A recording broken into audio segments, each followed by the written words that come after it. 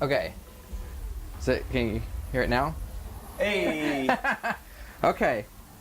streaming is hard. Hey, I know you didn't hear what we said before, but welcome to Terminus and Friends. My name is Corey Domina. It feels like we're in Groundhog Day.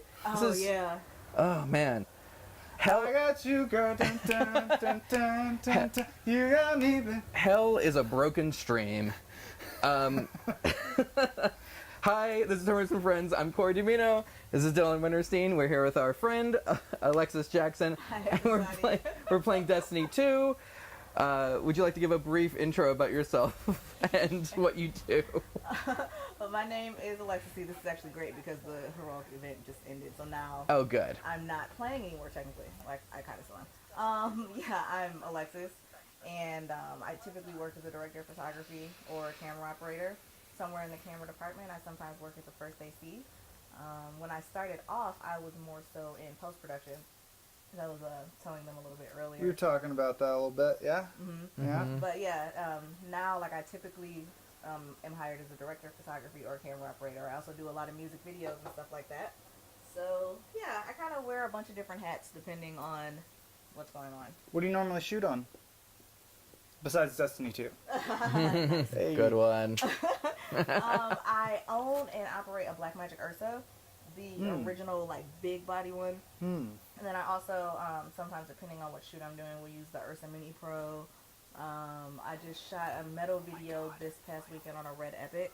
So you know, I think the key to being a successful director of photography or camera operator is familiarity with a lot of different cameras, so that you can walk on any set, and regardless of whether you're bringing your own equipment or a client has a specific camera that they want to use, or there's a camera that is better suited to whatever it is you're doing, that you are able to use all of those, like not just, you know, effectively, you know, and well. Yeah, we were talking earlier. You got your start pretty much doing a lot of music videos, and you actually do. You're a metalhead. Yeah. You got- I know I don't fit the description, but yeah, I would say that metal is what I listen to more than anything is metal, and then 30s through 50s music, like the Andrew Really? Sisters and like Oh, Billie Holiday. really? And, Nice. So I've been kind of going back to like old folk music, like St. James Infirmary blues, and like what is that artist's name? It's like Oscar or something. I don't know. Oscar Isaac. kidding me. That's probably it. It's Poe Dameron. Rude. When I get that sweet game footage up, Alexxiss has been showing us. Yeah, Oh, no, I we've had the- stopped looking yeah. at it, and then all of a sudden something was like about to kill me. Roll that beautiful beam footage. Yeah, you're... So what are you? So much you're better at this game playing than I the. What game mode is this? Is this the This is not multiplayer? Crucible. This is like PvE basically. Ah, like This is waves. Earth or whatever. So you're still, though this is Titan Earth? actually. Oh, Titan. But you're playing. It's an MMO, so you're always playing with people. Or you don't have to. If you're doing some storyline stuff, there's definitely stuff that you can do by yourself, but there'll still be other people like wandering around the world. It seems Mr. Jones. when I played it was Going through the interesting. bar, You can like play. It seems like you can play a mission, but then sometimes someone will just kind of tag along. Like you'll just meet a random person. That was always my favorite experience. Just almost random acts of kindness from Yeah. strangers that they really incentivize it. That's definitely one of the things that I like most about this game is that it's very communal, and you could totally like. I've definitely just had kind of met people playing where we like start playing together and then jump in the same party and be talking on the headset like, oh, hey, Yeah. nice to meet you, etc. A healthy community definitely goes a long way in a Oh, game. for sure. Like, even if it's like not a great game, if it has like a really good community, it's like it makes it so much better to. Talking to you, Magic the Gathering. Wait, are you saying you like the Magic the Gathering community? No, I'm saying I don't like that. Oh, I was gonna say Not to offend any. there are some communities that like the. There's some communities that community. Oh, nice. Still a little jig. The community will like ruin it, like League of Legends. I feel like I didn't even want to like keep going with that because. You got some sweet moves. Yeah, brah. I like your helmet. Thanks. You got Government you got the ham. one spiked. How much do you like customize each piece of your armor? Or is it like a set thing? Or? No, I wish that would be awesome. Pretty much they have a long, different list of different equipment that you can pick up or that you can kind of get as a reward in an activity or that you can buy. And that's all pretty much predetermined. The only thing that you can really change are certain specs and the color. So I didn't add those horns. Or anything. I liked the asymmetry to the shoulder pads. Because I remember, like, we were talking a little bit about Halo. I liked kind of like in Halo Reach and in 3, you could do up your whole armor set. And you could do, I remember you could do, like, the individual shoulder pads and arm pieces and stuff. I don't know. Make it your own. Express yourself. Yeah, I'm all about customization. Like, the games that I love the most, things like, Fallout 4, Fallout New Vegas, Saints Row. I love the Saints Row franchise. I think it's better than Grand Theft Auto. I know a lot of people would argue with me about that. But one of the things that I love so much about games like that is the ability to really kind of, make cars different colors and, like, change your outfits. It just feels like you're living in this other world as yourself. And it's kind of cool. And then, like, the real world starts to get, like, a little bit confusing. You're like, oh, I'm supposed to be working right now, but I need to get home and save the row. So, Tell me about gamer problems. Did you ever get the dubstep game in Saints Row? oh, the dubstep gun? That was the best. Now I wish we were playing Saints Row because the dub just like I've never played Saints Row. I need to it was do a that. gun that shoots dubstep. That And was like hilarious. as you God. shot it, like people would like start dancing themselves to death, and like cars and stuff would start like wobbling around, and it would like play the wub wubs. It seems, I don't know. From what I understand of Saints Row, it's like it takes itself Oh yeah, it's as serious as like Grand Theft Auto players take the game. So that is to say, Exactly. not very much. exactly. So it's very yeah. silly. Yeah, it's And very that's what I tongue in love about it. cheek. It's kind of like Grand Theft Auto that doesn't take itself as seriously. Yeah, it knows that it's like, this is a ridiculous concept. We're not going to pretend that any of this is realistic. I really like, as far as open world goes, I really like Fallout 3. That one had a really good multiplayer too, because it Yeah. rewarded you for playing together. Like There's a multiplayer for Fallout 3? Yes, there was. It was really Oh, good. I didn't even it know played that. A lot like Call of Duty, but yeah, Really? there was What like system did they do? that was 360. Was it couch co-op or online? Actually, it had both. You could How you did I could not know that? I just split played it on screen. 360 like a year ago. Didn't I let you borrow my copy? A Fallout 3? Yeah. Or no, Fallout 3, Far Cry 3. Oh, Far Cry. That's a completely different. Completely different. Different Did thing. I say Fallout? You said I might Fallout. Say I I was said like, I'm Fallout. almost positive Fallout doesn't have like any. about to- No, you have to. You put in the Konami code. You put in the Konami code in Vault 1337, and you unlock the multiplayer mode. How do y'all not know about this, noobs? So what do you got? So what have you got coming up in the can, shooting and stuff? What are you working on currently Right now, besides video games? Besides saving the world? that's the most important thing, honestly. Isn't it? No, I just finished shooting a metal video this past weekend, so right now I'm in like post production for that, which I'm really excited about getting that all together because I'm really happy with the footage. I got to shoot with these Zeiss uncoated super speeds, which I've been really wanting to shoot with those lenses for a while, and I'm so happy with the way all the footage came out. Like the reason why I rented the super speeds for those like lighting effects.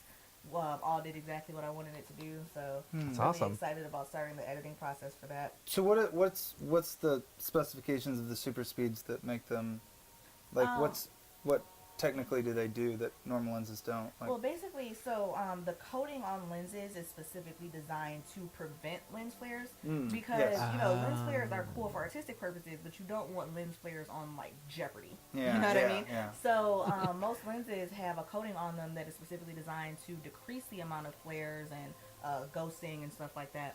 And so these lenses have that coating removed, so you get these really cool, like really intense light flares and like some different ghosting effects. So it's really good for things like music videos, or if you're trying to make something a little dreamy or surreal. Yeah, and they're kind of uncommon. They're hard to find. I just had that thought of J.J. Abrams directing an episode of Jeopardy. Just the Dutch angle. And Oh, I always like the anamorphic, but you pretty much have to do this digitally or shoot film to get anamorphic flares, don't you? Or I don't actually know the science behind what makes the flare long or what makes it like a star pattern.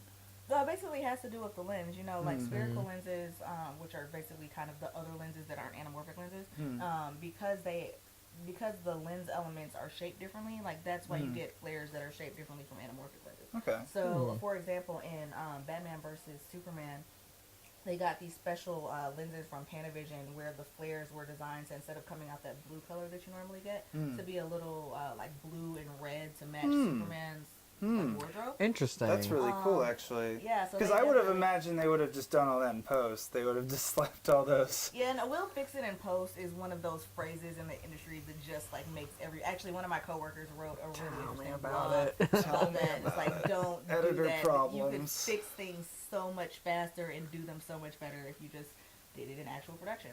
Yep. They both edit. Yeah. Yeah. Oh, we well, know Yeah, that. we're the yeah. Yeah, we were talking earlier.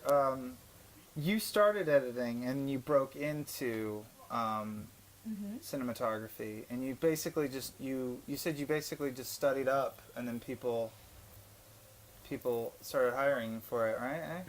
Yeah, exactly. Who is this person? I don't know. Oh, maybe there's somebody Wait a minute. watching the stream. If so, hi. Oh, maybe. So Yeah, I really, my background was mostly in post.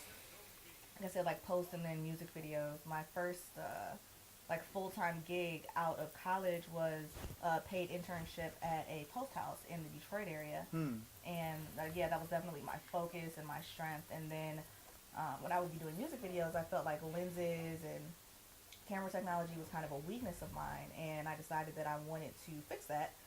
Mostly for my own kind of like the music video stuff that I would be doing, because that was mostly what I would shoot on my own.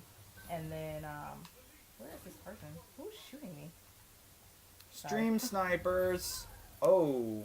That was just rude. Oh. Yeah, I'm sorry, I lost my train of thought. Sorry, I distracted you from your frags. Wait, It's what okay. was You were I was talking about work, the doing post house Oh, in right, Detroit. right, right, yeah. Yeah. Okay, so I was saying that I wanted to get better at shooting in terms of There you go. Oh, I'm right by the heavy ammo. Awesome. Woo! Yeah. Get that ammo. Somebody's about to run up on me and they are going to regret it. Do you still do a lot of editing? Do you still edit most of your own stuff? Or do you get someone else to do it for you? I would say that it really kind of depends on what it is I'm doing. I still do a bit of editing. Like for example, right now I'm actually editing some demo reels for the company that I work for, ECG Productions. Cool. I recently, or I won't say recently, I would say earlier this year, was hired to DP and edit an interview. We interviewed Lin-Manuel Miranda's mother, the guy who made Hamilton. Yeah, for a nice. Mother's Day special for Univision Atlanta. Oh, cool. Nice.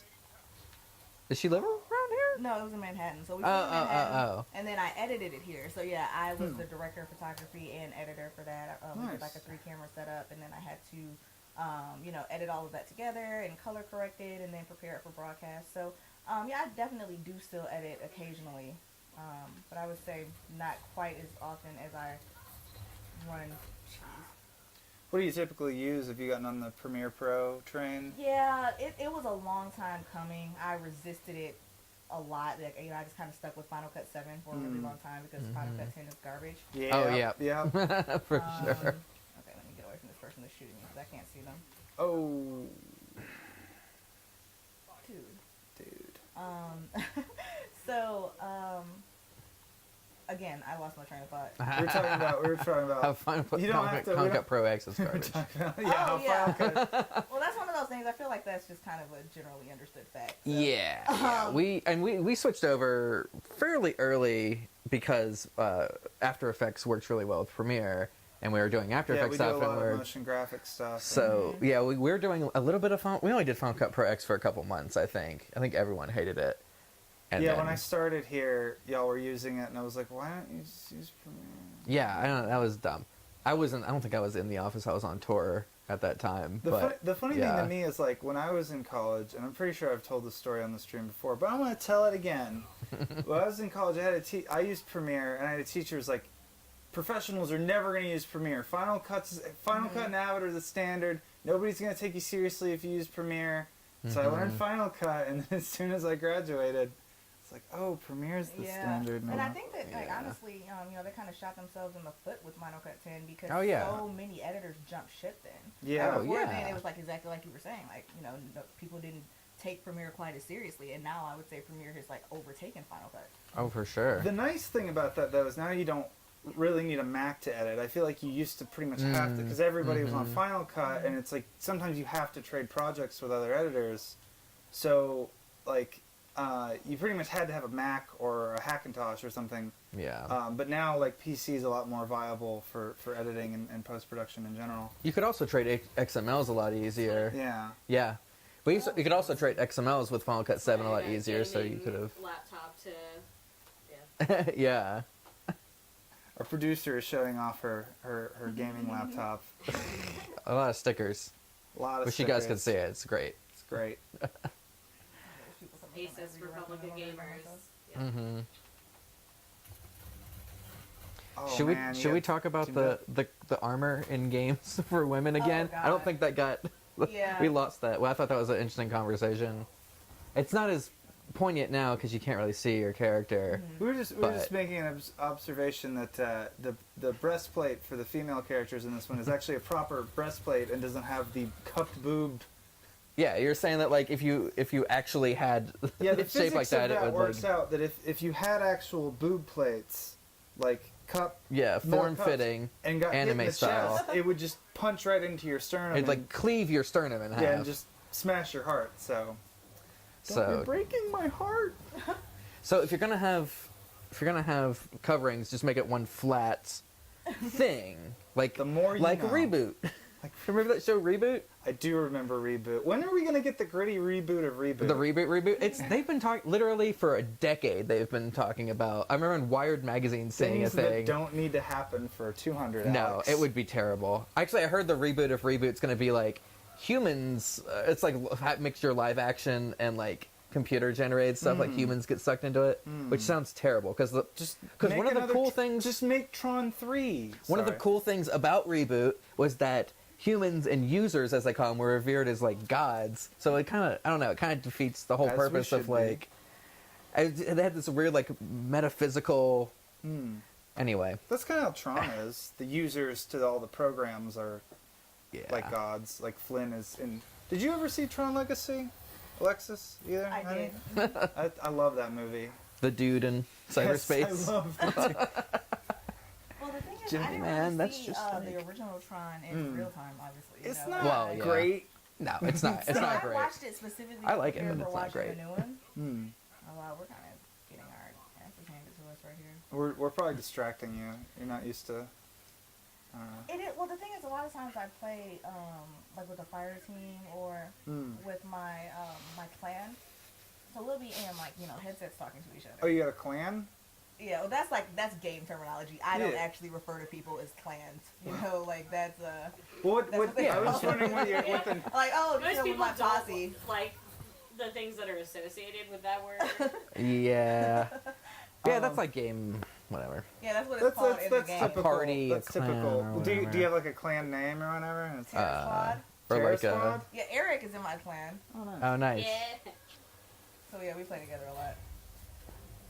Whoa, Fire Oh, Axe. Thor's hammer. Actually, I think I might go see Thor after the stream. Oh, really? If there's enough time. Yeah, they probably have at least There's a 9:30. 9:30. So There's not like is there like a 10? Yeah. So okay. So Dylan's got a heart out. don't. Got to see Thor. I've heard good things, and I liked the other two. I don't know. Dark World was a little Yeah. hit and miss. Meh. It was funny. You were talking about you were on Titan earlier, right? In the game. I just rewatched the Cowboy Bebop movie, and there's a bit that takes place on Titan. That's really cool. I've Show's never better. actually seen like Cowboy Bebop. Like from everything I know about it, it's something that I would love. But I'm really not a huge like TV person, which I know is like kind of weird because I work in TV. But there are like TV shows that I've worked on that I've never seen a single episode of. Sure, that's a lot of people, honestly. That I own them That all on works. DVD if you want to. Cowboy Bebop. I don't know that I've ever actually watched the series that much. I've I only seen always a few of watched the episodes. I just always watched the movie, and it's actually like it takes place on Halloween. So it was really Series is good. better. Oh yeah, the movie's just like a super long episode of the series. Yep. The series is pretty good. There's some I've You only should seen look a few, up but Mushroom Samba. That's my favorite episode. is that? I need to just I need to just watch it cover to cover because I know I'd enjoy it. Oh, it's really good. I think I watched a bit of it when it was on like Toonami or something. But Probably. remember Toonami? It's still on. They still do. Is it really? They brought it back. It's on adults. It's part of Is the it still Saturday got- night Adult Swim block. Oh, it's for adults now. But it's just. I mean, It's for man children. it's all just anime. It's yeah. A friend of mine actually does the programming for it. Sorry, I'm just I was bragging. gonna say, I think that I actually I turned off Crucible and I'm switching back to like public events for a while because I feel Sure. like when I'm playing Crucible I'm so focused that I'm like not talking as much You're as I good. You're good. So like once I actually stopped playing Crucible, I remembered that I didn't finish what I was saying about how I like got more so into cinematography outside of Oh sure, 'Cause yeah, somebody yeah. started shooting me and then I got distracted. And then It I happens. Who's that? So yeah, I decided that I wanted to get better at that, and I started. I got a subscription to American Cinematographer and like HD Video Pro, and I started reading a lot of books and doing a lot of research on like lenses and camera equipment and like the technological advances in camera equipment. And so I was doing all of that to get better for, like I said, music videos that I was shooting. And then all of a sudden people started hiring me as a DP on their projects or a camera operator on their projects. And so it's really cool because I turned what I felt was my biggest weakness into my primary source of income. So that's kind of how I made the move from like editing to camera work. Nice. What would you say is like the most important thing for a cinematographer, like as far as like an up and coming cinematographer, or well, just in general, what traits do you think make a good cinematographer? I think that's probably a better way to phrase that question. Ooh, you got a speeder bike. Yeah, this, like I said, It's I was like saying this Endor. earlier, like this part of Earth is really hard to navigate. Oh, Timmy! It's actually Oh, looks that's similar a- to where they shot it in lower. Where is this? Oh, it's over there. Okay. I would say that the most important thing for any cinematographer and really any person in the industry in general is a thirst for knowledge or always wanting to learn more. Once you feel like you know everything, then you are putting yourself at a really severe disadvantage, especially in such a technological field where there's always going to be stuff changing, like the camera or the, media that everybody's using, like the storage, all of that stuff is going to be changing. Like, it's not going to be the same a year from now. There are obviously, a lot of, like cameras and like other, companies that are still in the game that have been here for a long time, but like technology is constantly changing. So I would say that, staying up to date on all of that and making sure that you're always, taking the next step to make yourself better is the most important thing, not just for cinematographers, but for people in the industry or people that want to get in the industry. Study, kids. Stay in drugs. Do your milk. Don't do school. Don't do school. For me, shoot, like, see, I've been kind of spoiled doing post for so long. So like, I'm used to having an undo button. You know what I mean? It's like I can always like, oh, I messed up. But I can always go back and fix it. It's like I got auto saves and stuff. So it's like it doesn't matter. So it's like normally when I'm on set, it's like I'll kind of like I'll miss a lot of the details that I shouldn't. And like that's probably been the hardest thing for me, like trying to break into shooting. But yeah, that's definitely a thing. I would say that's a pretty significant difference between post and actually being on set. Is it's a little bit faster in terms of what you're doing and like how soon it's gonna matter. Like if you're editing and you decide that you want to change something, then you can do that. Or if you make a mistake, you can hit undo. And you can hit undo several times. Or you can like go back to an earlier save. You can't do that. And it's kind of similar to like video games in real life. Actually, like there have been a bunch of times I'm like, man, if I could just go back. quick save. Start over. Reset it. Yeah, I think that's valid. What do you think was like the hardest thing that you had to learn? What's like a significant mistake that you made, and what did you learn from that? Oh God. If you, that you're comfortable talking about. I don't really make mistakes. No, I'm just joking. I'm perfect. Sometimes I work too hard. Oh God, that's the worst. What is your biggest weakness? Oh, I'm a perfectionist, so that's actually true. I am a perfectionist, and I do think that's a weakness in some ways because it makes me do things really slowly. Right. See, well, to me, I always got the impression that like, on set, it's like, okay, it's a lot of hurry up and wait, and it's like, you've got a lot of setup that you have to do. But like when you're actually trying to compose a shot, it's like that's where it's like I've got to slow down and focus and take my time and compose it rather than like when I edit, it's just like cut, export. Right. Yeah, I would say that I mean, this is kind of the first thing that popped into my head, and I wouldn't say it's the biggest mistake I've ever made. But when I first bought my Ursa, I can't remember if I said this in this time, but I own a Blackmagic Ursa, like the original big body one, and so I'm an owner operator. And the first time I shot with that after I got it, I didn't calibrate, for lack of a better word, the screen brightness to the actual brightness of the footage, because there's actually a huge difference. And so it ended up being fine, but I didn't realize like that had never been a thing before, like on the other cameras that I used. So like the first shoot that I did was it wasn't exposed quite as much as I wanted it to be. It was still fine, everything came out great, but it wasn't like the exposure of the final like product was not the same as the way it looked on my screen. So like once I saw that, I'm like, okay, that's not okay. I took my camera out and basically filmed a bunch of stuff at a bunch of different like ISOs, like apertures, like screen brightness, and then like went back to, and then I would like read them to myself at the beginning of the shot. So then that way, once I like actually went to, I think I was still using Final Cut at the time, and looked to see what it looked like, in NLE. That's when I could see, okay, well, this is the best screen brightness for me to have in order to make sure that what I'm seeing on my monitor is the same thing that I'm going to see later. And that's 32% actually, which is a very random weird. But like 32% is the sweet spot on the, at least on the Ursa V1. I don't know if that's any different on the recent ones. NLE, a nonlinear editor for people who might not. For the uninitiated. Just a fancy word for Premiere at this point. So what is going on in this game? It's like I think like I saw a little bit of like the story in the first one, and it's like it's aliens, right? It's always aliens with Bungie, and like but they've like it is space. Yeah. Well, like in Gears of War, it was like they came out of the ground. Oh yeah, they like they invaded Earth and like burrowed in, I think.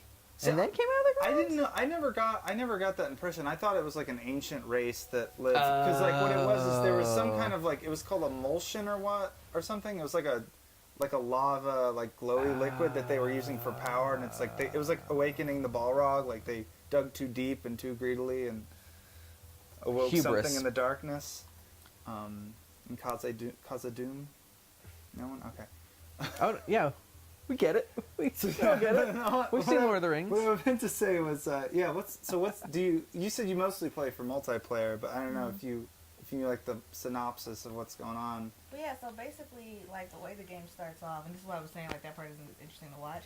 You're just a regular Guardian. You're out flying your spaceship. Everything's cool, and then you go back to the tower, which is kind of like home base where everybody, like this place that everybody converges on.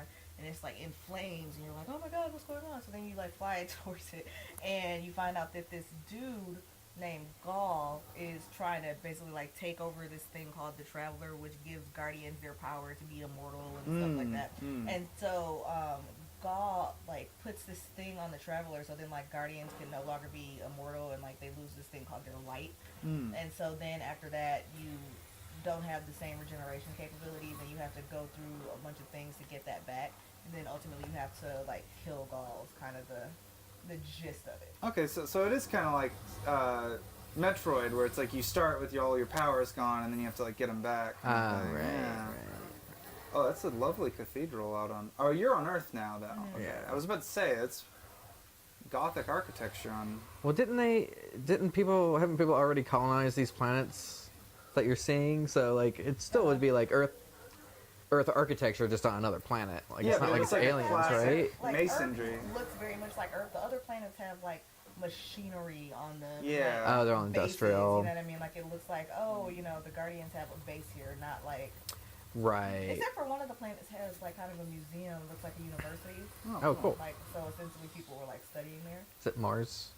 No, it's Get your ass to is it Mars. Nessus that has the university looking thing? I think it's Nessus. Okay. Nessus? I don't know that Is one. that Is that even is that a moon? real planet, or did they make that I up? think it's I don't know. Like an artificial planet they built for the game or something. Either it's like a moon or it's just like something somebody made up. Have you heard of that? Apparently there's a ninth planet, not Pluto. Sorry, Pluto. Hashtag too soon. If you're watching.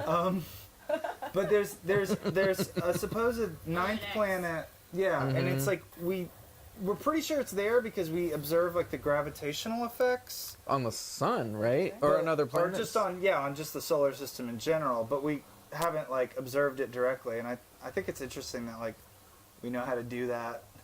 Yeah, we can get pretty precise. We've seen quite a lot of the universe for not having physically been there. I think that's pretty impressive in and of itself. We've got the camera tech. Yeah, like have you seen the footage or the photos from Jupiter probe?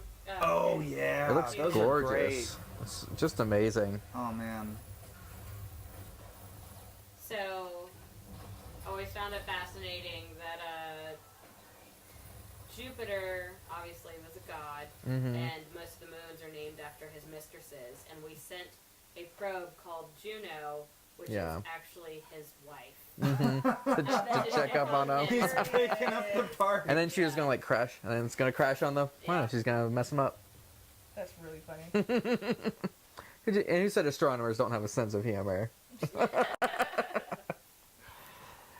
I'm gonna switch back to Crucible for a minute and try to Nerd just humor. not pay as much attention to it. You can No, also whatever. pass the rock too. We played you don't a couple want- games. if you don't mind us wanna messing up keep your gamer score. Yeah, we don't want to mess up your. Yeah, KD. if you don't want, no, it's fine. If you want to play, but if you want to take a break, we're more than willing to. Yeah, like I said, like if I were at home right now, like this is what I would be doing. So Yeah, I can- please. I think the longest like straight gaming what's the word I'm looking for? like binge Sesh? session. Session? Yeah, my longest gaming session I think was about 15 hours. Hmm. So I was, That's not pretty good. that much younger, but like it was actually I was in Michigan, which is where I'm from Detroit, and I went to the University of Michigan, go Blue.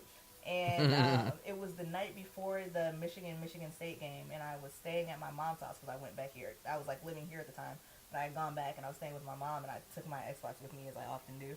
And I think this would have been Saints Row 3 that had just come out, and I was like, well, it just came out. I'm not gonna leave it at home. So I started playing it at 9 o'clock the night before, like Friday night, and then I turned it off at noon the next day when the Michigan State game was coming on. That's pretty good. Dang. I've had some marathon game sessions, but that's Yeah, I can't remember the last Respect. time I did like 15 hours. Oh, and my mom was majorly judging me. You know what I mean? She was like, "What is wrong with you? Like, Oh, why did my you do mom- that?" Because this was recent. Like, I wasn't like 16 or something. Like, this was like a couple years ago. She's like, "What's the matter with you?" Just one more level. Just one. See, I played Minecraft for a while. Oh, and yeah, that one that's- is that and Rust. the hours fly by on Minecraft. It is. I've done entire overnights with Civilization. Oh well, Like yeah. Civilization 5 and like just. It's always just one more turn. Yeah, exactly. How long could a turn Sundown take? to sunrise. You hear birds and you're like, oh shit. Oh Gotta get man, outta here. that has happened to me before. Oh, you start. If- That sun starts to creak in through the window, and it's like, I gotta get in bed before it rises. Yeah, hearing the birds though is like a personal insult. Yeah. Sometimes it's like, Yeah. how dare you, you. birds? These birds are judging me. They're getting the worm, that's for sure. You know what? Maybe the late bird gets the worm because he's been up so late. It's there before the early bird. Yeah, No I one, think no that's one a valid says, point. no one says that expression. No, 'Cause- no. Probably because it's too long. He's But shaming. Doesn't really fit on a postcard well or a sticker. that's true. The binge gaming bird gets the Chivos. The sure the early bird gets the worm, but the early worm gets eaten. So Hey! Oh, that's a really good point. Yeah. yeah, call me late if I'm gonna be a worm. And how do you know? Like in the grand scheme of things, how do you know if you're a bird? I mean, you're or a worm? both. Oh, right? man. Well, I mean, That's we're pretty deep. much at the top of the food chain now. There's not a whole lot eating us. Well, if you're talking literally, Yeah, but if like you're talking about like talking like, societally yeah. or socioeconomically or politically, which there's a lot Now of that's a ins whole and other outs. cans of worms. A whole other menagerie of birds.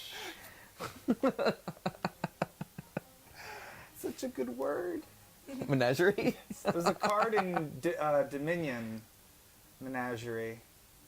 It's a good card. That's a good word. You ever play Dominion? It's Me- one of my me? favorite. I don't know. It's one of my favorite like meat space games. Oh, is it a tabletop? Yeah, well, it's a card game. Oh. It's a deck building game, so that's what I like about it is everybody starts out with the same cards available to them. Like there's 10 cards, like 10 action cards on the table, and then you have like money, and then you have like victory points. And you can buy every turn. You can buy any card that you have money for. So you build your deck as you play, and everybody has the same cards available, but you all build different decks as you play through the game, and you end up with like a deck like that tall, like towards the end, and I don't know. It's like an economy game. It's kind of like Catan, but with cards. I guess is probably the best way to put it. I played Catan once. Yeah. And never again. I No, I love won, it, and actually. nobody. Oh, nice. She won our game. We did a adult like wine and cheese night, and we played got Catan friends. at Nice. our friend Chandler's parents' house. That was so much fun. Catan's a little backstabby for my taste. I Oh, feel like yeah. it There kind were of some ruins. people mad at me. If you're Yeah. not willing to lose friends, you're Right. not ready to play. I would agree, and I'm not ready to play. Like, if you're not ready to lose friends over like a board game or like Uno or something like that, just like don't even do it because you're not My gonna play hard My enough. friend Kat and I, on many occasions, have like almost completely ruined our friendship with gaming. Between Magic the Gathering and Oh, God. Catan. My friend, I have a friend that I played. It was me and some other friends, but he lost, and he's normally a very mild-mannered, very chill person. Nothing really flaps on that much, and I had never seen him so upset after that. He went and he had to go to the gym to like work it off, and it was like midnight. It was late. It's actually a roommate of when I was living with Mitchell and goddamn no, it's Robert Phil. blocking me. Yeah, exactly. Oh yeah, don't knock down our hop. You finally Take got the- my bricks, I'll show you. my wood. We That's why I played- like playing D&D. It's all co-op. Oh, It's well, it's supposed you can still screw each other. you can screw each other over, but it's technically not the point of the game. I've actually never played D&D. I'm gonna play for the first time like next week. We Yeah? were gonna play Nice. last My night, but coworkers then are some having people canceled. Yeah. So you're about to play D&D for the first time. Yeah. That's Nice. interesting. Do you have a character picked out yet? I'm working on that. Like I've started the process. Well, if you need advice, we've been playing I've been playing for. Yeah, Corey's I've been got reading more. the book since I was like in elementary school. My brother had like all the books, so I'd read them a bunch, and then Like the narrative books? Like no, the like actual... the rule books. The rule, you just The read rule. I've never read one of the narrative books. Actually, I've read the rule book. I didn't know there were narrative books. There's like novelizations based on like. Warhammer 2, I think, has Oh yeah, novels. they all have novelizations. Drizzt is like technically, if you ever heard of like the Drizzt series by R.A. Salvatore, it's technically a D&D narrative book. So yeah, I started off reading like the legends and lore because I was really into mythology when I was little too, Everywhere. and so they would have like stats for like Greek gods and Egyptian gods. I thought that was super cool. And then I just started reading like all the rules. I barely played at all when I was like that age. I would sometimes tag along in my brother's groups, but he's like 11 years older than me, so it's quite the age thing that I difference. like about D&D, and this is like, I didn't quite understand this the first couple games, but it's really like the dice rolling is just kind of a formality, like in the whole game it's a way to aspect keep of it exciting. It's really like more gambling. about it's just so like there's a chance element to it because it's really more about like the collective storytelling. It's really mostly about like acting out the characters and acting out the story. And the dice is just to like make it where you can't just do whatever you want whenever you want. Yeah, to make combat a little more Yeah. exciting. Yeah, I would say going into it, if you think of it as cooperative storytelling, Yeah. more than anything else, that's how you have a good time with D&D. We've been wanting to stream some D&D, but we haven't quite had it had the setup for it. And then we might Yeah, we we're gotta talking about figure it doing an X-Wing tournament too for The Last Jedi. So stay tuned for that. Oh yeah, for a limit. Yeah, that'd be cool. Yeah. Oh. Oh no. So have you thought about what character you want to play in D&D? I'm playing. I know my character's a bard. I can't Oh, remember. nice. Yeah, and so actually, like me and one of my other coworkers are both bards. So like our whole backstory nice. is that we're like a Two band bards. and everybody else is like our groupies or roadies. Oh, nice. How many people are you playing with? 8. Oh, dang, that's a lot of people. That is a lot of people. Are you playing like Well, the band combats are version gonna of be- D&D? Because I've heard versions like people playing D&D where like instead of combat they go and play shows. Like I'm pretty. Who did that? So we did that. I did that as a campaign You one did that time, as a but we campaign. still did combat. But basically, so when I ran a campaign where all the characters were in a band, but they weren't all bards. They all just knew how to play an instrument, which you can. That's like a thing. You Just can a do, I do. charisma check, right? That's whatever. I mean, as long as you have proficiency, at a tool of a musical instrument, you gotta do roll. So it was like a barbarian played the drums, and like the druid played like a lute or something, and the fighter played Did he use guitar. bones as drumsticks? Yeah, basically. And so I would have them sing at the end of the adventure. Like, so every time they got an adventure, it was basically so they could get a gig for like a local festival or something like that. That was their bargaining chip of like, we could defeat this orc, but could we maybe get a spot in the lineup? And so, at the end of the adventure, they would sing a song about their adventure, and then sometimes, more often than not, they would get run out of town because the song would include something that was somehow offensive to the townspeople, or revealed a plot that they were fooling the townspeople, and so they were chased out of town multiple times because of their performances. That's pretty great. So all that to say that D&D is very versatile. You know, now that I think about it, I think that's what bothered me about Stranger Things 2. Spoilers, they never play D&D. No. They I'm don't gonna- play D&D in the second season. They talk about it a bunch, but yeah, they don't actually show it because Do they talk about they refer to themselves as a party, Yeah. which is a very D&D thing. If you would like actually Where's spoil the something, party I would at? have punched you just now. Well, then all those dragons showed up, Snake And I killed would've screamed Dumbledore. and then they went in that dungeon. Darth Vader is Luke's father. Hey, It was Earth all along. Turtle Tom Q is watching, aka Hey! Adam Share. Yeah. He said Oh. all musical D&D sounds dope. Right? And Bob Carter was talking about, I guess you had left by that point, but he had talked about, in his group, he does, like, physical challenges for his group. Where, like, he'll have them do, like, actual real world puzzles. Oh, yeah. Or do, like, acting, I guess basically acting challenges or whatever. That sounded super cool. That's neat. So yeah, you'll have to come on again and tell us how your D&D experience was. Yeah, like especially with it being my first time, and from everything that I know about it, it's something I would totally be into. So it's kind Oh, of yeah. crazy that I haven't done it yet. Have you listened to any D&D podcasts? I didn't know Yeah. that was a thing. Oh yeah. Yeah, that's good. Like, before you play your first game, maybe, like, listen to one, and then you'll kind of get an idea for, like, the flow and, like, Adam how... Yeah. Haley Joel Osment is Kaiser Sosa. Nice. Spoiler. Does this person still have their super? Get away from me. Get away from me, dude. Aw. There's Brian Posehna's one called Nerd Poker, which I think is the best name for D&D ever. It's like poker, but for nerds. There's one called Adventure Zone that I've listened to that's pretty good. I have some friends that are like obsessed with adventures. I was skeptical at first. I was like, who are these wackos? But they have a really nice dynamic. It's just like a family. It's like a brother and their dad playing D&D. Or brothers and their dad. Yeah. So, back to industry. Do you have like a favorite project that you've worked on that you're like either really proud of or you had a really fun time on? I would say, off the top of my head, the video that I mentioned earlier that I did for Throat Punch was nominated. Oh shoot! Aw. Speaking I of Throat literally Punch. never say shoot in like actual, but I'm glad that I had the awareness of my surroundings in order to do that. I mean, You normally say- we're an adult Darn. stream. You I'm normally pretty say sure shit. I've already sworn. Rats. Bubble shoes. Sometimes it's more. Cheese and crackers. Sometimes it's more fun to have like PG swearing. It's more creative.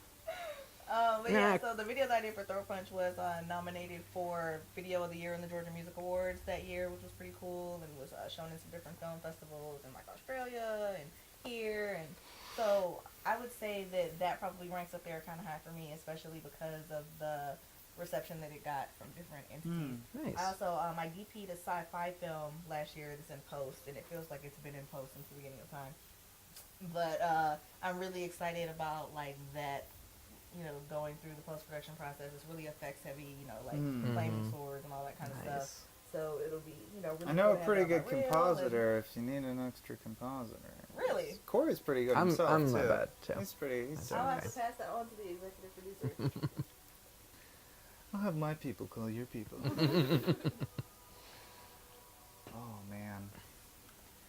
Yeah, that's, my throat's a little scratchy today. Do I sound? You sound fine. I mean, I You don't- sound I fine. guess- He's got like I have- yeah, I don't have- Emma Oh, it's like a Stone, like, Oh, that you know, smoky that kind smoky, of. yeah.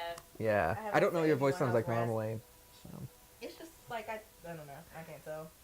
I think I sound a little bit deeper than usual. I That's have perfect. no. I have no frame of reference because we've never spoken. Next before. time I see you, I'm gonna be like, "Why is your voice so high?" All right. So earlier at dinner, we were talking about being a cinematographer and being female. You have a certain level of an uphill battle, especially being a female person of color. Mm-hmm. Are there any particular instances or stories that you can share of having to overcome that difficulty, or Well, I'll definitely say that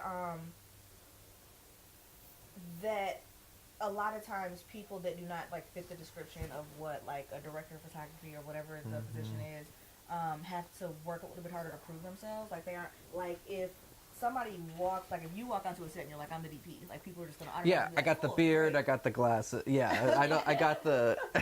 They're not gonna like question you or like be looking to make sure you know what you're doing. So there's definitely that degree of like having to prove oneself or like having people doubt you.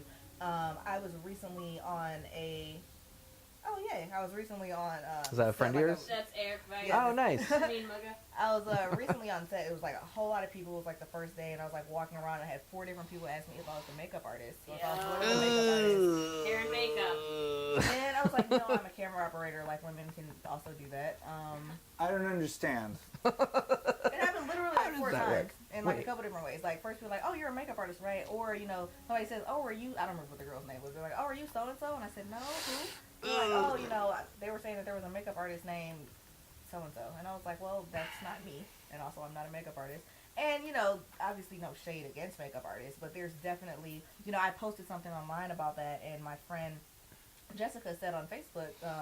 How many times she's been on set. She's a producer and she's like really good at what she does. And how many times she's been on set when somebody's walked up to her and said, "Hey, can you go tell the producer so and so?" And she's like, "I am the producer. Like, I'm the reason why you have a job today."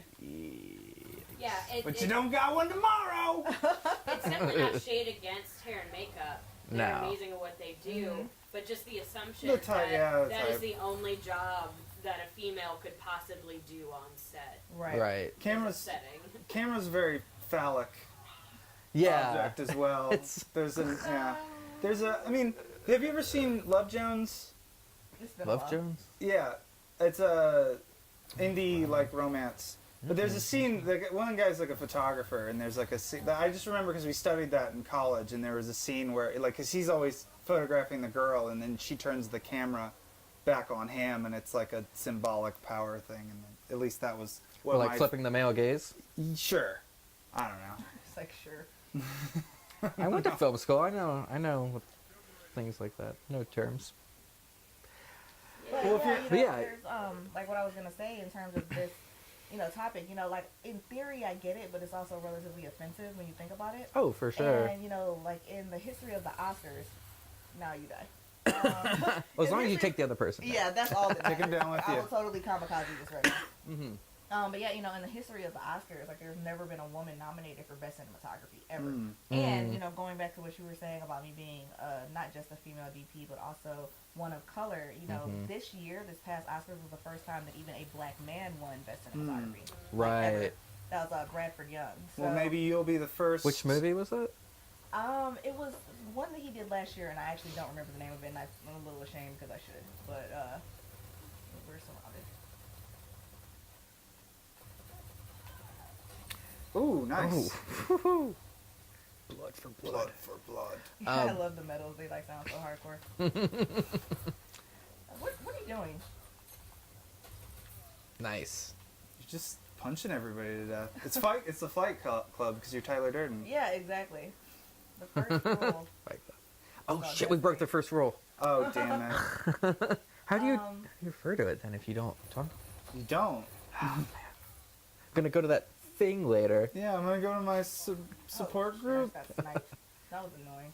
And I think I accidentally cussed words, and I was really trying not to. It's really fine. No, every single stream It's really fine. has, yeah. Nah, We pickles. are rated M for Yeah, we've already lost our PG rating.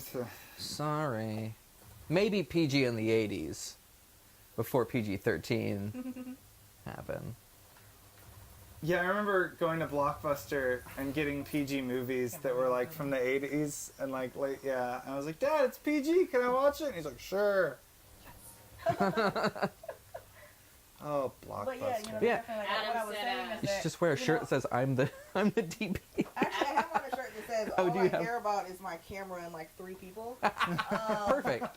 But you know, the thing is, like I said, I mean, I get it because there aren't as many women in camera departments, but it ends up kind Right. of being one of those things where it's like, well, what comes first, the chicken or the egg? You know, Right. Are there not a lot of women? Is the fact that people are not expecting to see women there a part of the reason why there aren't women there? And I think that that's a really important question to ask. And it kind of goes back to something that I was actually reading earlier today that was talking about this idea of like closeted bigotry, or this like kind of bigotry that says, well, you know, just do things on merit, you know, hire people on merit, and you know, the best person will get the job. And what that does is that it basically kind of says and it's kind of, it's like, it's not only irresponsible and incorrect, but it's dangerous. You know, it says, well, you know, if these women were good camera operators, then they would be on this set, and it like just assumes that, you know, that's the only thing that's holding those people back, and that's just simply not accurate. Or Right. at the very least, like, even if you want to, you know, kind of, he has a sword. Well, plus something like camera operations very subjective. Like, how can you quantify that this person is better than this person? Penises definitely make you better at Well, but obviously, You could maybe make an argument that it's like there's an upper body strength thing you because don't like want on equipment, your but boobs getting in the way. I think it's probably the most likely reason is because women have been treated like property for hundreds of thousands of years. well now, But that's probably just feminist propaganda. I don't know. I don't know. No. I'm sorry I even brought it up. Well, something that I found interesting from some of your posts in the past is the rigs that you wear. I was just Right. that are designed for a man's body. oh, interesting. And Yeah, I so never thought she's about had to that. overcome wearing these rigs that aren't Steadicam? meant for. Yeah, because they're meant for The easy rig is like meant for somebody just like flat here and like flat there, and they just don't like. So Oh, they end man. up putting like really bad stress on my back, so I really can't even use them effectively. In my understanding, I can't remember who it was, but a colleague of mine saw that, and he sent me a link to like a modified easy rig vest that was made for a woman. Wow. I just got I'm sure Adam that said, was, Adam said he doesn't know how to edit without his penis. well, how are you supposed to hit the I mean, space bar? I Is that even a thing? I don't think it's possible. I heard that I can't think of a He movie. I also was said gonna Amy Vincent not getting a best cinematography nom for Eve's Bayou is criminal. I'm falling behind on my Adam comment here. I love that he's involved in this. But yeah, you know, like I said, I'll be able to phrase that what I just said better in a second when I'm not in the middle of this physical match. Honestly, like my typical woman yeah, playing can't video do two things games. at once. Well, I was gonna say playing video games. Multitasking. Well, yeah, that too. Touche. Oh, sticky bomb! Of course it's Bungie. Of course they've got the sticky bomb. Double Double. down. That's my Yeah. favorite. I'm gonna die though. I'm gonna have really low health, and there's somebody around this corner. Oh, that was worth it though. Can't but I think they just yeah, right there. Oh, they're not even looking. I thought we could have just snuck them. Still not looking. Oh, I still Oh, killed them. Yeah. They have golden guns, so like shut down artists. Yay! I got a challenge for that for killing like people in the middle of their GoldenEye, supers. golden gun. Like a one-hit kill. Yeah. What? So that's their, you know how I have the axe that throws stuff? Like that's their super, and so they get one shot kills. Oh. But you can only, you know, use it for a certain amount of time. Right. Do you happen to know Victoria Warren? The name sounds familiar. She's a camera operator DP or locally. I don't know. This is like kind of the only other camera department or female camera department person I can think of that I know, which is sad. I feel like there should be more. Hey. I told Adam he might be more efficient by using his hands. He said, but I feel like the creative quality of my work would suffer. Is this on the Terminus chat? The Twitch chat? Nice. But yeah, so okay, now that I'm not in the middle of like trying to kill a whole bunch of people, what I was saying is that it's not just inaccurate and irresponsible, it's also dangerous because it kind of sets up this thing where you're saying that the only thing that's holding people back is their capability. It's kind of the same idea that says, well, you know, people just work harder. Exactly. Yeah. Just pull yourself by your bootstraps. Why don't poor people stop being poor? It's like that kind of like similar attitude. And it kind of completely ignores all of the other things that impact somebody's ability to do certain things. And, you know, it goes back to what we were saying about, you know, if people are hesitant to hire women in like certain fields because they think that they're not capable. You know, it's just kind of one of those things that reinforces itself and it continues to be a problem that nobody fixes. Right. So I think that that's definitely an issue as it relates to the industry as a whole when you look at how, you know, like male dominated it is, like even still to this day. And just, you know, people telling themselves this because women aren't as capable or just, you know, they don't have the merit to get there. It's very problematic. Well, one of the things that I've heard, and this could be a social factor or this could be I mean, I don't know. But one of the things I've heard is like one of the primary differences between men and women has nothing to do with ability. It has nothing to do with like, because if you look at like a bell curve of like the difference between like ability between like male and female, the difference is like, it's so minute, it's not even worth like it. Yeah, they have higher highs, but it's not like men can be stronger. But on average, it's not. Doesn't matter. I think there's more variance with men. Like you have more extremely low and more extremely high, because men are biologically disposable technically. Like if you think about, but well, if you're talking about, but back to what I was talking about is like one of the main differences is women are more interested in people and men are more interested in things. Interesting. And like I said, that could be a social thing that's just developed, or that could be biological. I don't know.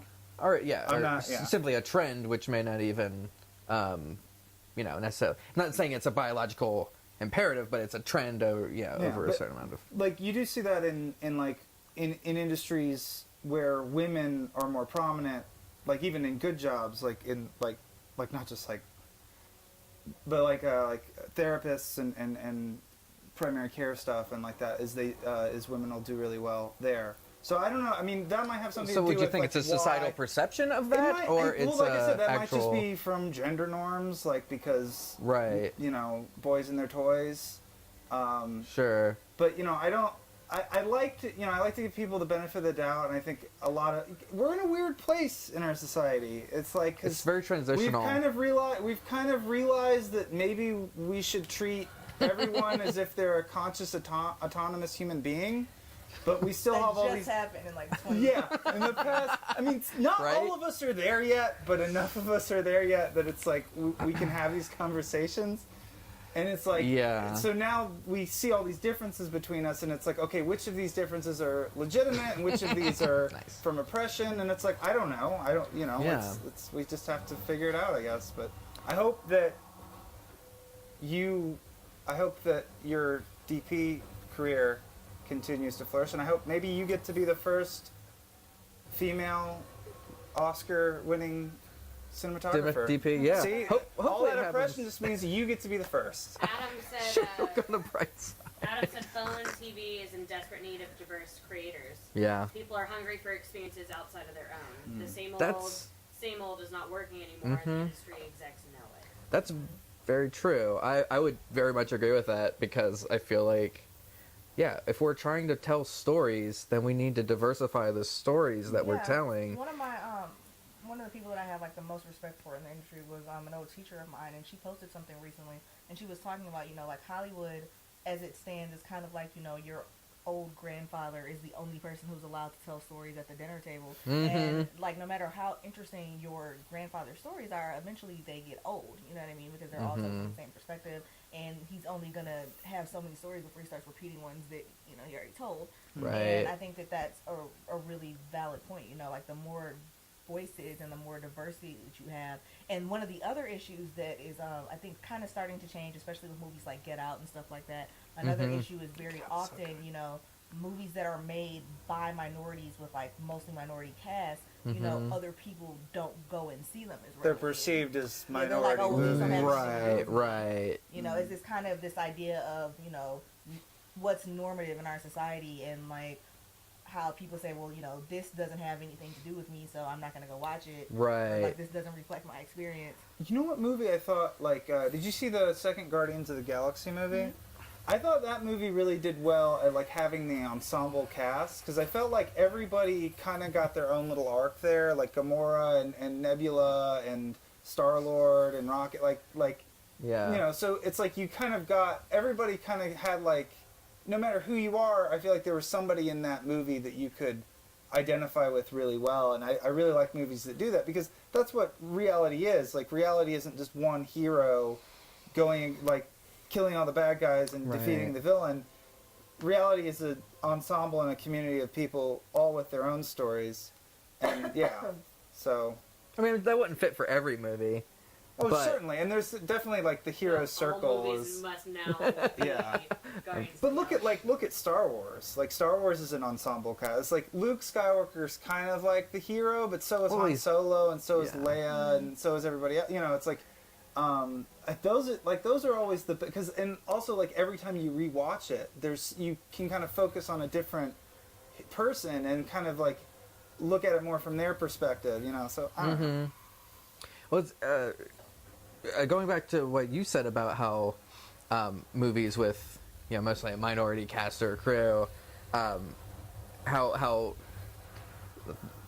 white people will say that, like, oh, I can't identify with that, but then expect minorities to identify with or women to identify with the white male protagonist, and so it's that double standard that is or that your finally only role is a love interest. Right. Right. One of my favorite, like Ripley from Alien. Mm-hmm. That character was originally written as a man.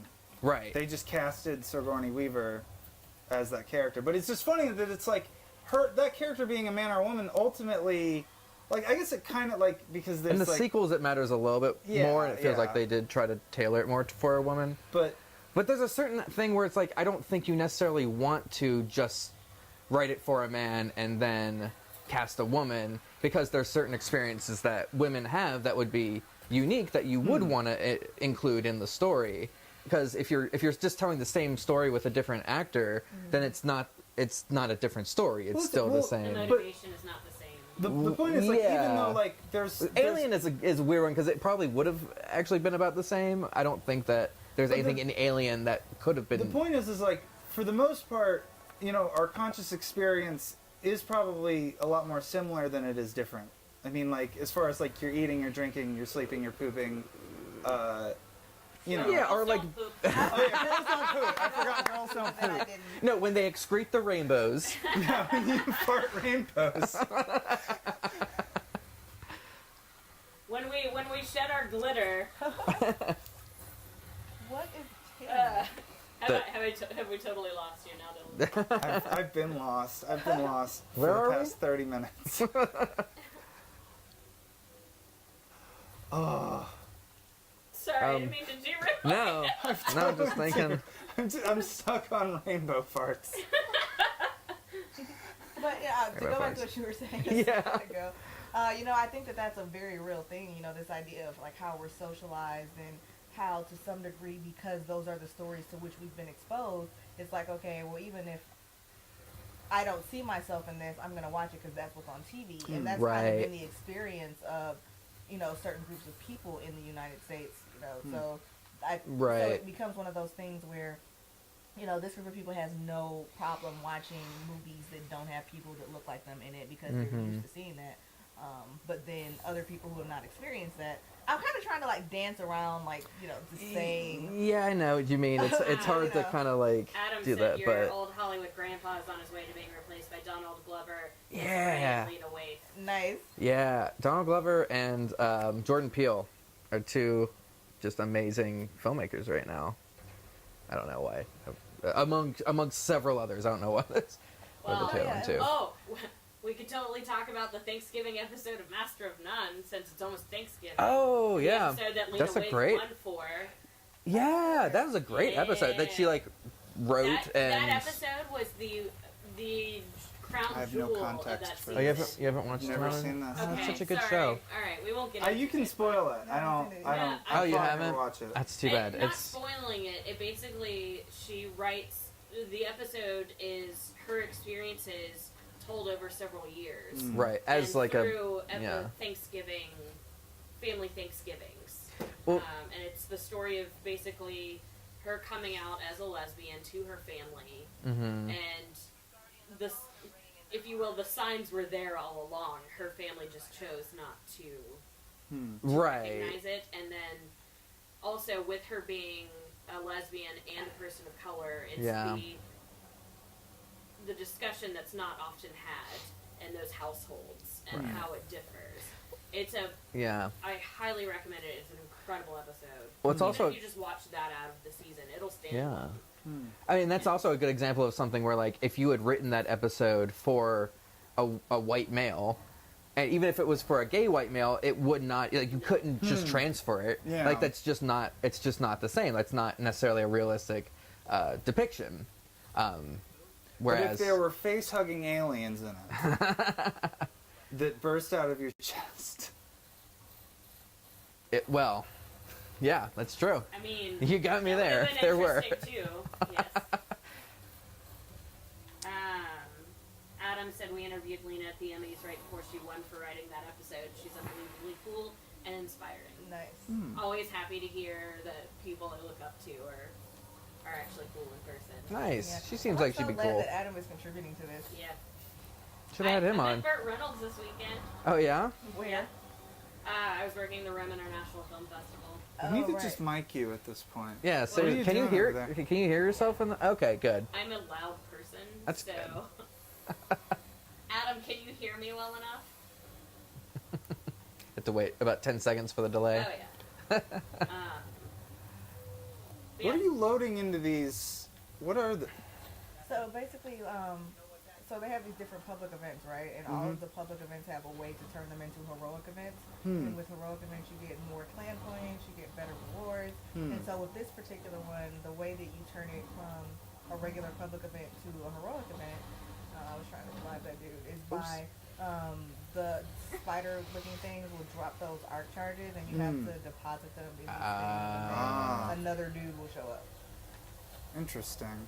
Adam said Burt Reynolds was just him in disguise. I actually got to photograph him on the set of Herbert and Hooch. What? Herbert. It was like an indie film. It was shot in town, and he was starring in it. And yeah, I was doing BTS photography, and I was like sneaking up on him, trying to take his picture, and he caught me. And I was kind of embarrassed, like, no, I love these shots. I love these shots. Get in here. This is really cool. Yeah. He actually, like, at the meet and greet, you know, we sit down and we have, like, a minute or two to talk to him, and he actually seemed, like, really genuinely interested in each person. That's good. Well, he's a good actor. He's Yeah, able to fake it that's really true. well. He's smoky.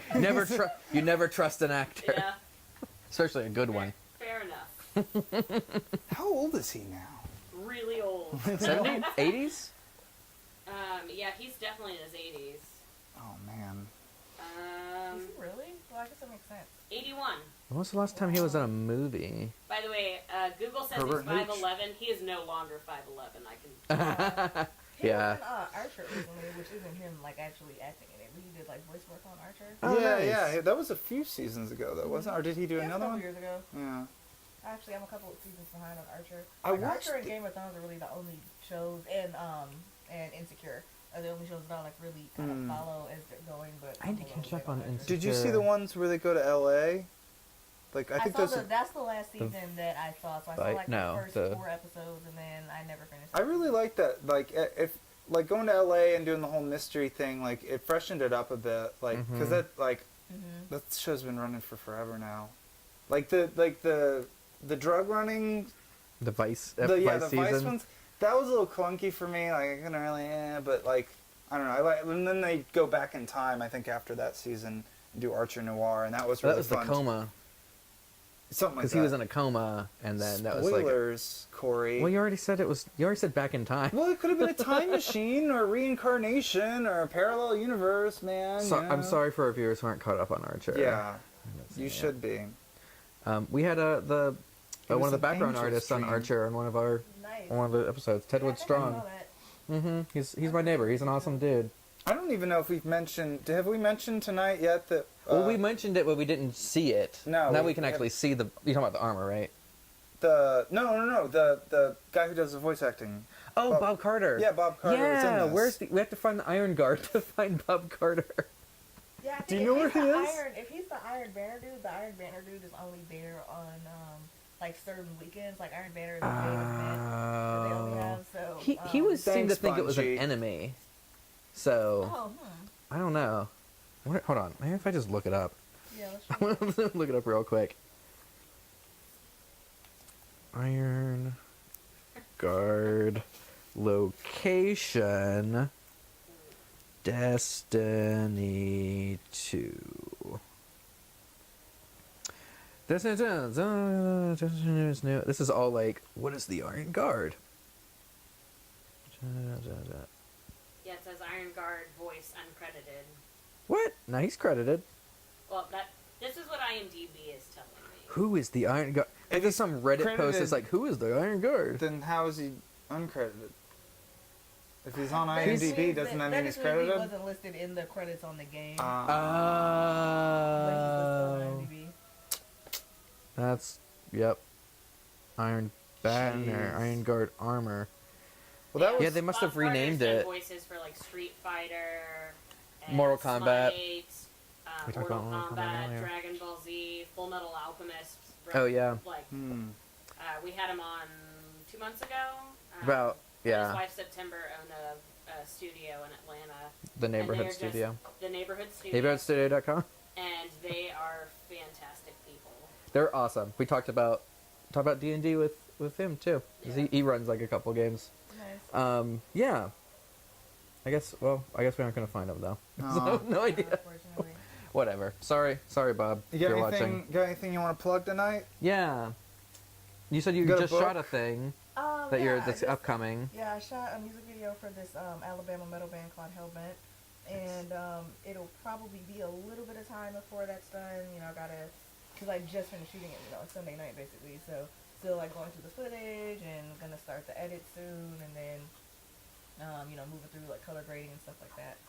But I'm aiming to get that out probably in January, because right now it's like Thanksgiving being next week, and then Christmas. And I don't have a portable editing station. I have like Oh, a that 5K sucks. iMac set up in my apartment. Mhm. But obviously I can't really transport that easily.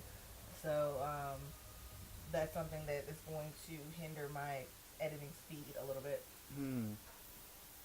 But So- yeah, I'm really excited about that.